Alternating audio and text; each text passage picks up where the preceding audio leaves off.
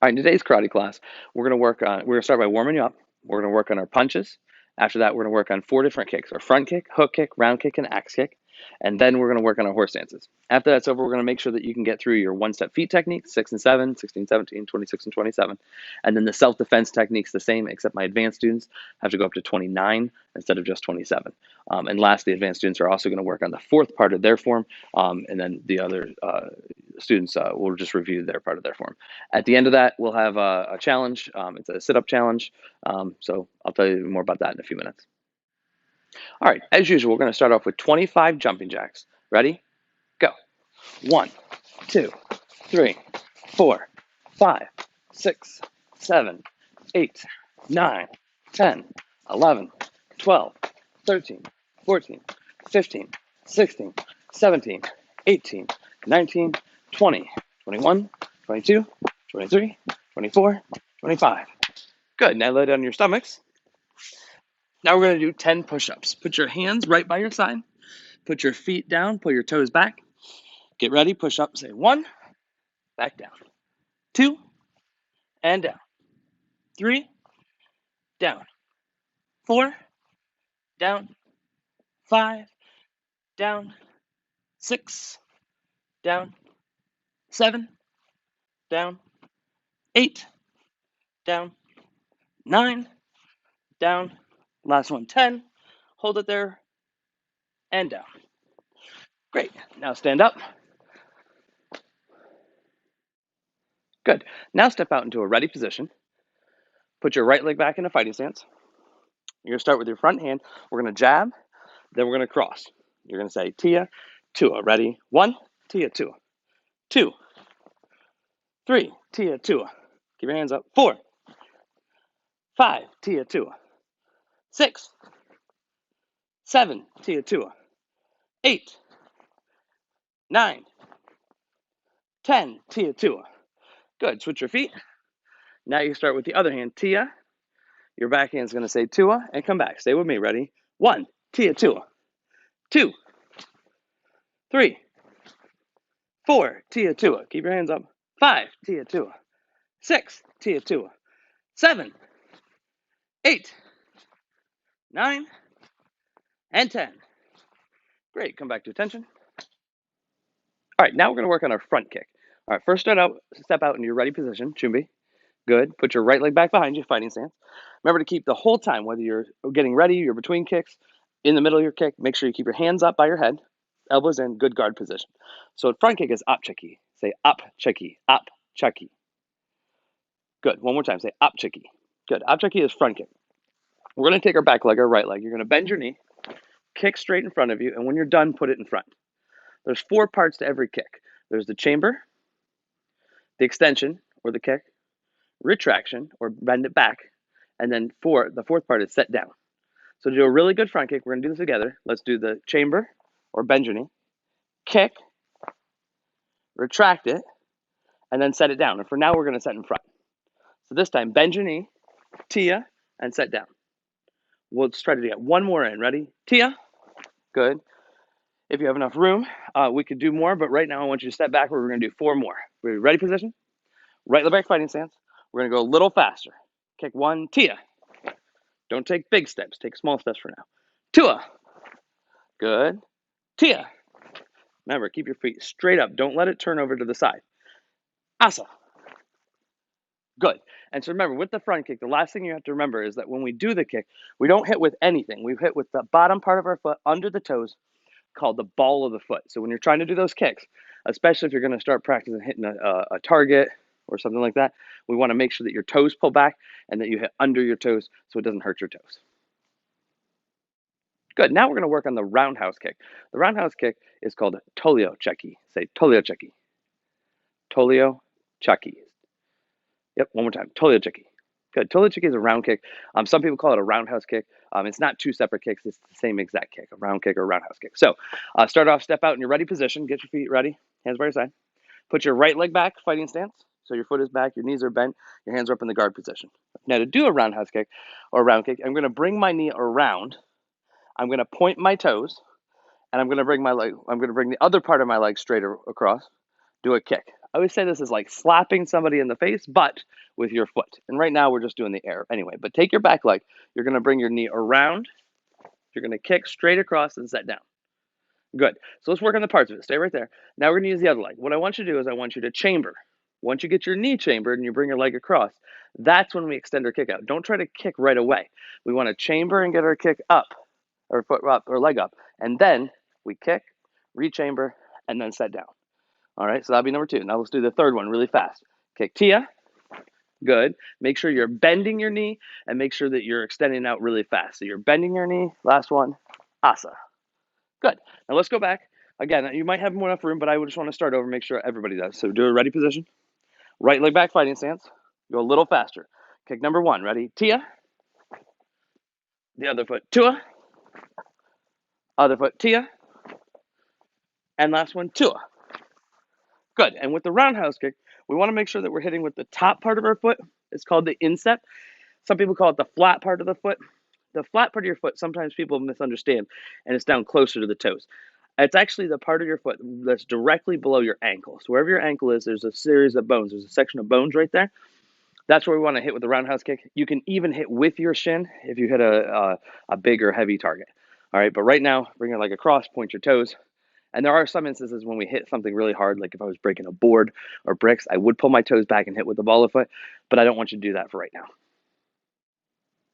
Now we're going to work on the hook kick. All right, the hook kick is called Hariocheki. Hariocheki. One more time, say Hariocheki. Good. So the hook kick, the Hariocheki, is kind of almost the reverse of a roundhouse kick. Instead of kicking out to strike, you actually stick your foot up and then pull it back. All right. So let me show you. Let's start off with the ready position. Put your feet apart. Do your chumbi. Good. Put your right leg back in a fighting stance. Good. Now the back leg, what we're going to do is we're going to put it out straight, right toward me. All right. So your right leg is going to go toward me, but actually just a tiny little bit off to the side. All right. So if it's your right leg, you're going to go a little tiny bit this way. So what you're going to do is you're going to pick your foot up, and then you're going to bend it and hook it back across. You want to imagine that you're putting your foot up and you're actually snaking your foot around and hitting the side of a person, maybe the back of their head, maybe dragging, holding onto their arm and dragging it down. But let's start the other leg. You're going to put your foot out straight, this time a little bit this way, and then we hook straight across, and then we set down. One thing that you don't want to do is you don't want to bring your foot up so high that when you bring it across, it actually comes downward, right? We don't want that. It's got to go straight across. So you put your hands up, you chamber your foot across, hook straight across. 1, good. And we got one more practice. Get ready. Pick your foot up, hook across. 2, good. So that's called a hook kick. And like I said, it's really good for dragging onto people's arms and pulling their arms down so it's not in the guard position. They're no longer protecting themselves. We can follow up with other kicks. We might do one of those combinations in these drills later. All right, so let's start from ready position. Right leg back. We're going to go 4 more, just a little faster. Pick your foot up. Hook kick number 1. Ready? Go. Tia. Now the other foot. Tua. Good. Remember, take small steps. Tia. Good. And last one. Tua. Good. Straight across. And when we hit with the hook kick, you can hit with the flat part on the bottom of your foot, or you can hit with your heel. It depends on what you're doing. If you're trying to hit really hard, breaking a board or a brick, I would definitely hit with the back of the heel. If you're trying to drag, you would kind of hit with your heel, but then extend your toes more. So the softer part was arched outward, and use that to kind of hook and pull so the person can get their head out of the way. So it depends on what you're using it for, but typically we hit with the back of the heel or the flat part on the bottom of the foot. All right, now we're going to work on axe kick. Axe kick is called chiki. All right, chiki is axe kick. Let's say it one more time. Chiki. Yes, chiki is axe kick in Korean.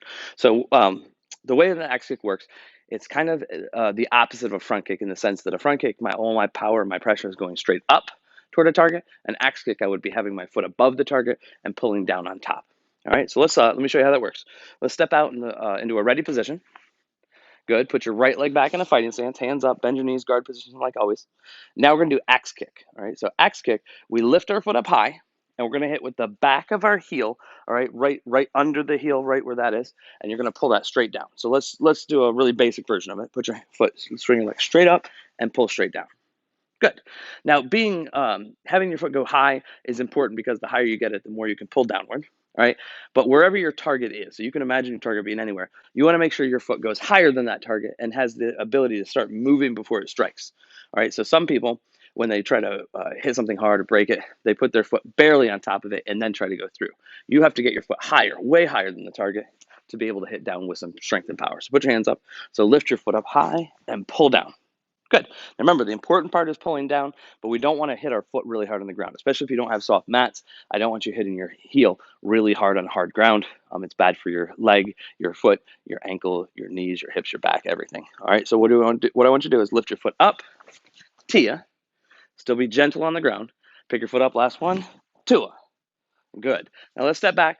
All right. We're going to do it again 4 more times, a little faster. All right. Put your right leg back, fighting stance. Oh, the last part.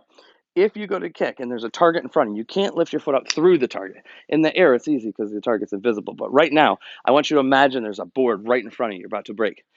You got to get your foot around that target and then hit it down. So we do what's called an inside to outside axe kick. The leg that's behind you comes inside of my shoulders. And then on the way out, it's going toward the outside of my shoulders. It doesn't actually go outside of my shoulders. It just goes towards the inside, towards the outside.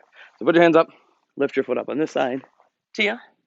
Now the other foot has to go the other way for it to be inside.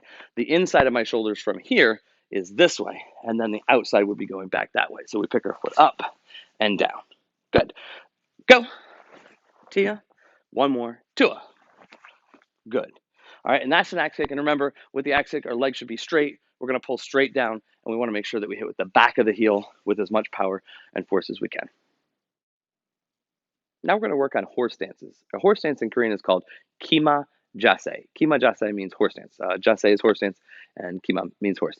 So kima jase, a horse stance, is very strong to the side. Each of the stances, each of the way we stand is good for something or other. A front stance is very strong to the front. A fighting stance is good for being offensive, and switching between offense and defense. So it's good for fighting. And a horse stance is really good for techniques that you need to the side or power or pressure to the side. So if you're ever trying to be strong to the side, a horse stance is the way to go. All right. So what I want you to do is let's work on this. So start off with the ready position. The horse stance is your feet should be about double shoulder width apart. Double shoulder width means that the width of my shoulders is a certain distance, right? And you want to go about 2 times the amount of where you were just a second ago. All right. So now both your feet should be out, right? Make sure that they're straight. As with our front stance, it's important that your toes face the same direction. Your feet are all going the same way, and they're not twisted or tilted outward at an angle at all. We don't want them angled. We want them as straightforward as possible. All right, now from here, we're going to chamber our hands, and I want you to just bend your knees like you're sitting on something. When we sit down, we want to make sure that you don't let your head and shoulders go forward or your bottom of your rear end to go backward, right? We want to go like this, and we want to go straight down. So go ahead, stand back up. Put your feet a little tiny bit apart if you felt like you had to lean forward. Now bend. Good. So back up. If you need to put your feet out a little tiny bit further, go ahead. But only if you feel like you couldn't go down without leaning forward, right? If your knees start to tip inward, this is not a good horse stance. You're putting your legs too far apart. So then if that's the case, I want you to start bringing them in just a tiny, tiny bit at a time. All right, so now bend your knees. Ready, sit down. Back up. Ready, down. And back up. One more time, down. Stay right there for a second. And back up. All right, now, you might have felt it a little bit in your knees. You probably felt it on the inside of your leg muscles here and separately on the outside of your leg muscles here or up through the top. That's really great. All right, a good horse stance, like I said, is strong to the side because once I'm here, I can push one way. So, right, bend your knees, put your feet straight, bend your knees. All right, now I want you to just push one way and now go back to normal and push the other way and come back to normal. I should be able to kind of hit kind of hard if somebody tried to run into me. If I'm in a horse stance, I can push, right? If I had my foot like this in a front stance and they ran to the side of me, I'm going to tip over, right? So from here, bend your knees, ready, push, come back, and then push, and come back to the middle, now stand up, all right? So when we're in the horse stance, we go straight down. We want to have strength to the side. We don't have very much strength front to back. If somebody were to come up and push me, right, from the back, I might lean forward. If they push my chest, I might fall backward pretty easily, right? It's not strong from the front and back, right? But if we need to be strong to the side, we can. So bend your knees, back up, and bend them farther, and back up. Now we're going to stay down for 10 seconds. Ready? Stay down there really low, right? See how close you can get your belt to the floor while keeping your head up. Look at me. Look at me. Bend your knees. Ready? 1, 2, 3, 4, 5, 6, 7, 8, 9, 10. Good job. Stand up. Good. Bring your legs in. And that was a horse stance. Remember, that's called Kima Jase. Now we're doing number 16, one-step sparring hand techniques. Let's start from ready position. I want you to imagine the person's punching at your nose. What we're going to do is we're going to step out to the left and block with the left hand. All right, you're in a horse stance. Your left hand comes straight across and pushes out of the way. Immediately from there, I'm going to take my arm that's behind me, my right arm, and my right arm is going to come low and elbow the person in the rib cage, and you've moved to a front stance. So we're in a horse stance first, shift into a front stance, elbow forward, and now you're going to elbow backward, but more to the side, backward over here, because the person's body is right about here. We hit them on the way forward, hit them on the way back. All right, so go back to ready position. One more time with me. Step forward, horse stance, left foot, left hand, right side, elbow in a front stance. Stay there for an elbow. Go back to ready position. We're going to go 3 times, each time going a little faster than the one before. Step forward, horse stance, front stance, elbow. Stay in the front stance, elbow. Back to ready position. Try number 2. Go. Horse, front, elbow. And full speed. Go. Tia. Good. Go back to attention. That was number 16, one-step sparring hand technique. Now we're going to do number 17, one-step sparring hand techniques. Start from a ready position. Now the person's going to punch at your face. I want you to step back away from them with the right side. Use your left hand and do an inside-outside knife hand, just like number 8, one steps. Or step back, block from here. Now, I call this paper, scissors, rock, even though we're not supposed to say paper, scissors, rock out loud. The first hand is paper. If you know the game of rock, paper, scissors, paper, scissors beats paper. So now take your backhand, do a 2-finger spear hand. Basically, poke them in the eyes. We call it a 2-finger spear hand, not a 2-finger eye poke. Right? So scissors. What beats scissors? Make a fist, turn your hand in, rock. But this is actually called a back fist, and you're going to hit the back of your fist, the side of their face. Some people move forward with it to go after the person. If I poked you in the eyes, you might move back. So if I needed to follow you and go with it, I can. Some people turn that into a cross-leg stance. All right, so go back to ready position. Let's do number 7 again. Step back, block. 17. Step back, block. 2-finger spear hand. Then a back fist with the same hand. Good. Now let's do 3 times with me. Each one going a little faster. Step back, knife hand. 2-finger spear hand. Back fist. Go back to ready position. A little faster. Go. Block. 2. Back fist. And go back. Full speed. Go. Tia. And go back to ready position. And that was number 17, one-step sparring hand technique. All right, number 16, self-defense techniques, is if somebody grabs onto both of your arms. So what they're going to do is they're going to take their hands and they're going to grab onto the wrists, or just like this. And what you're going to do is you're going to turn both palms upward. You're going to reach underneath and grab onto their hand. All right. Now, a lot of people are going to grab onto their own wrist because when you're doing this without a partner, right, it's really hard to imagine. But from here, you're going to turn both hands upward. One hand goes up a little higher, the other hand comes up underneath, and you're going to grab onto the person's hand. Now, it looks just like grabbing onto your own hand, twisting your hand in this way, but it's the other person's hand. So we start to twist. So once we latch onto the thumb and we start to twist, we can push with our thumb and keep twisting it. All right, once that happens, all right, and you go here, you should be able to fold your own hand out, grab onto their wrist, and continue to turn it sideways. So let's do it one more time. You're going to turn both hands up, one hand on top, one hand underneath.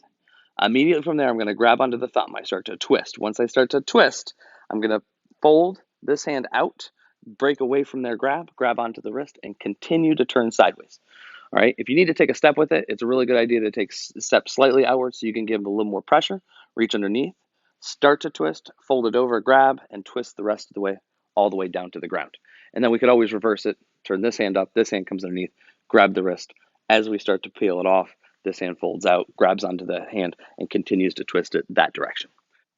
Now we're going to work on number 17, self-defense techniques. Number 16, if you remember, was when the person grabs onto both of your hands in front of you. All right. Number 17 is when they grab both of your arms behind you. Right. Don't get it confused with number 8, which is where they pull your arm up. But number 17, right, is when both your arms are held behind you. So let's turn, face this way, and put your hands behind you. So the first thing we're going to do is we're going to open our hands up and we're going to keep our fingers tight, our thumbs down, right? And then I actually want you to step away from the person or to the side. And then you're going to lift your hands up like you're doing Pyeongan Saran. Now remember, the person's holding you pretty tight, so you're probably going to have to lift your shoulder, lift your hand up this way, but your goal is to try to get your hands up like in the form Pyongan Sedan. All right, from here, their hands should still be right here and right here on your wrists. The hand that's going straight up in the air, right? This is why we don't want to lift both arms equally, because then it's hard to figure out which side happens. So whichever foot I step with, so for this one, I want you to step with your right, and your right hand's going to go all the way up over top of your head. You want their wrist to be go from where it is here all the way over to the side. Because that way what I can do is I can slide my hand up and grab their wrist. Forget that they're grabbing you on this wrist. That wrist doesn't matter, right? When you step backwards and get up here, use the hand that's going straight up in the air to grab onto their wrist. Now, all you're going to do is hold it tight so you can pull your hand out. All right. Now, all you're going to do from there is grab their hand or their wrist, let go with the first one, which is your left, pull it in close, and then you should be able to do an armbar technique. It's really easy to get the person an armbar technique, but there's two grabs that you need to do. A lot of times people will skip one grab, it'll mess you up. It'll be on the wrong side. So put your hands behind you, step over with your right, pull your right hand all the way up over your head. Make sure it passes all the way over your head this far so that your left hand going upward can grab the wrist. Grab the wrist and switch. That's the part most people forget. Then that hand that was being grabbed goes behind their elbow, and we do an arm bar. You chamber in as you push down right here. All right, one last time. Step, up, grab the wrist, switch, use your right hand to push down. Use your left hand to push down as your right hand pulls back. And that's number 20, that's number 17, self-defense technique. All right, today we're going to work on Pyongan Sadan. We've already gone through 2 parts of the form. Now we're going to be working on part number 3. All right, to get to part number 3, let's finish what we already know. So do what you be. You're going to turn to the left, put both hands up. Turn the other way, fighting stance, both hands up. Step forward with the left, put your right hand on top, low X block. Step into a fighting stance and 2-hand block. Your feet go together as your left or right hand chambers across. Then switch, pick your foot up, side kick back fist. Open up your left hand, elbow strike, make sure you're in a front stance. Turn into a fighting stance, chamber both hands, look. Feet together, chamber 1. Switch to the other side 2. Side kick back fist. Open up your right hand, make a front stance, elbow. Shift into a front stance as your left hand comes up, right hand here. Front kick, jump, and back fist. And that was part number 2. All right, now we're going to work on part number 3. Part number 3 is I'm just going to, where I am right now, I'm going to turn and look over my left shoulder, and I'm going to step at a 45-degree angle. If you don't know what a 45-degree angle is, when I turn around the way that I came, a straight line would be that way. Most of the other forms, we turn a straight line that way. And we want to go to the angle that's directly in the middle of it, diagonal. So now we're going to step diagonal. From here, we step with the left foot. So one more time, take your left foot, put your foot behind. So now your left foot steps backward and to the left at a perfectly diagonal step. Now, I'm going to put my hands up as if I'm grabbing somebody by their shirt. I'm going to close both hands, and I'm going to pull both hands this way. So my right hand goes on top, grab, pull. Now my right hand is going to twist as I front kick the person. I land in front, punch him with the front hand, which is the left, or the right hand, then the left. Now I bring my right foot in, and I step diagonally the other way. So again, I don't want to go straight to where we started. We don't want to go straight that way. We want to go perfectly diagonal in between. This time my left hand is on top, grab, pull, twist my left hand, front kick with my left foot, punch with my left hand, then the right. And that's where we're going to stop for part number 3. I have one more part that we're going to teach later in the week. But right now, let's go for the right leg kick, land, left foot behind, back fist. From here, I look over my shoulder. I'm going to step to the left diagonal, up, pull, twist, kick, punch with the front hand, right, left. Right foot in, right foot out, grab, pull, twist with your left hand, kick with the left foot, then left, right. So we're going to go back and start one more time from the front kick. All right, so we just did the kick, jump, right leg down, left foot behind, right hand back fist, make sure we're all the way, look over your shoulder, step, diagonal, 1, 2, twist, kick, punch, punch, foot in, foot out, up, left hand on top, pull, left, kick, left, punch left, punch. All right, and that's where we're going to stop for part number 3. I want you to practice that. Go back, rewind this video, do it as many times. Hopefully, you'll be able to go through the same speed as we did last. But that's Pyeongan Sadan. That was part numbers 1 and 2, review of 1 and 2. And I taught you part number 3. You are almost done with the form. In today's challenge, we're going to work on sit-up punches. All right, sit-up punches are we're going to go to a sit-up position. All right, so you're going to lay on your back. Your knees are going to be apart. Your hands are going to be here. You're going to try to sit up and punch twice and lay all the way back down. The goal is to get your shoulders all the way off the ground, punch twice, and then lay back down. Sit up, punch twice, and come back down. Punch twice, and come back down. I'm going to see how many of those you can do in 1 minute. But remember, you have to go all the way up, and you have to go all the way down in between. All right, but make sure you go all the way up for it to count. 1 minute. Good luck.